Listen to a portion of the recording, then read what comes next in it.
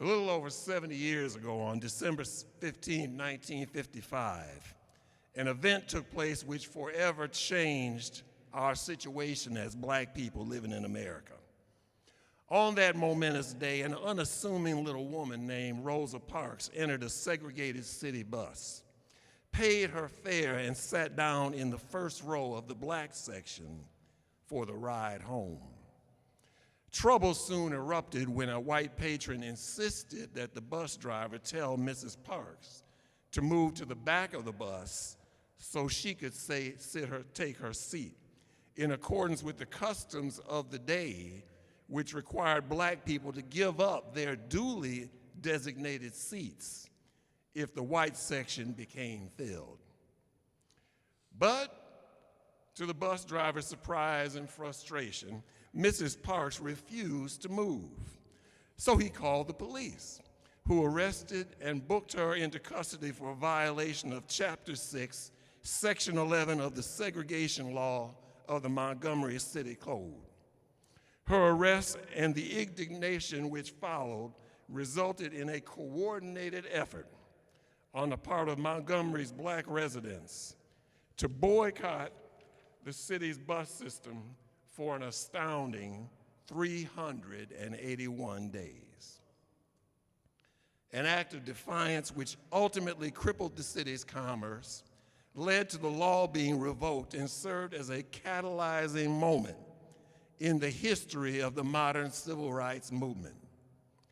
When asked about her actions during a 1956 radio interview, Mrs. Parks said, "I had to know once and for all what rights I had as a human being and a citizen." Some years later, she related to her biographer, "People always say that I didn't give up my seat because I was tired, but that isn't true. I was not tired physically, or no more tired than I usually was at the end of a working day. I was not old, although some people have an image of me as being an old woman. I was only 42. No, the only tired I was tired of giving in." Now you might ask what drove Mrs. Parks' decision to stand her ground on that particular day and defy the unjust system which had oppressed our people for over 400 years. And I would tell you that she was a Christian woman, and the power came from the Spirit of God working within her in accordance with His perfect plan for the deliverance of our people.